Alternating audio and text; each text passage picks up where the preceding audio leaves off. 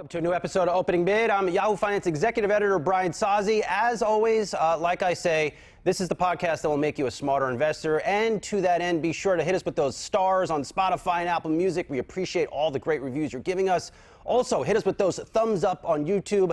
Our following continues to surge, and we really appreciate that support. Speaking of following, I'm psyched to talk with our next guest here, Wedbush analyst Dan Ives. Sometimes I see Dan in China.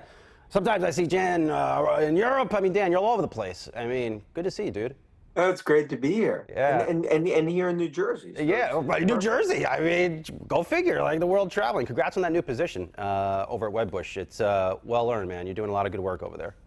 Oh, and vice versa. Look, it's been, as me and you have talked for many years, right? Just an exciting year for tech. And I think it's just beginning, right? Get the popcorn out.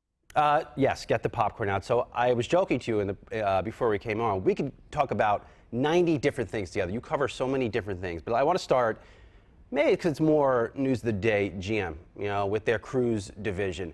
This is a division, because you cover General Motors, Tesla, you cover these players. This is a division that has lost, $10 billion over the past decade. Year to date has lost about $2 billion. I would say it's good that General Motors is not trying to make robo-taxis. What say you? Look, it's good in the near term, right? And I think you'll see a relief in the stock, and it's part of why GM's up, right? Because as more of these things happen, the discipline, that's what the street wants to see.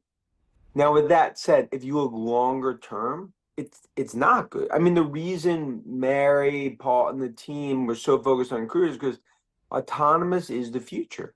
So ultimately, for them to go down the route of autonomous, there's really only going to be one way. Red phone to Musk, right? In terms of, some sort of, deal with Tesla. So I think, again, good in the near term, but it's a lot harder than it seems to build an autonomous vehicle. Yeah, no, it sure seems that way. So, but they appear to be taking that technology and fusing it into Super Cruise. Are we looking at a day where, sure, maybe they don't have robo-taxis, Dan, but is the Corvette of the future fully autonomous? Look, I think the reality is like, and however they put in the press release, I mean, this is probably the beginning of the end for Cruise. I mean, in some form. I mean, they'll have that technology in some way, but I think this is their putting up the white flag, in terms of this. And look, from a street perspective, look what's going on with GM. I mean, you got tax credits that are going to get pulled once Trump gets in. That's going to force more and more discipline toward hybrid. Maybe peeling back the EV strategy. Cruise, clearly that, we've seen what's happened there. So you're seeing more and more discipline. Again, great for the stock, but the reality is over the longer term, it's really about the growth initiatives, and that remains, I think, still in flux. Why do we need robo-taxis, Dan? Is it to just play on our phones and let these cars drive by ourselves? Why are these so important? Look, a lot of it is just about the human driver versus robot. If you think about autonomous technology, much safer, right? I mean, I think that at the end of the day, when you see autonomous technology over the coming years, and I believe end of the decade, you could have 10-15% of what we'll call ride shares, whether it's Cybercab or others, will not have a driver.